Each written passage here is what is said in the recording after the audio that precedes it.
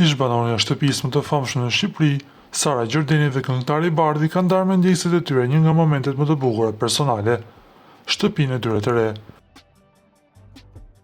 Përmes disa postimeve në rrjetet sociale, çifti ka zbuluar ambientin ku do të nisë një kapitull të ri, duke marrë më njëherë vëmendjen dhe komplimentet e publikut. Nga pamjet e publikuara, shtëpia karakterizohet nga një stil modern dhe minimalist ku dominojnë ngjyrat neutrale, detajet elegante dhe ndriçimi i ngrohtë.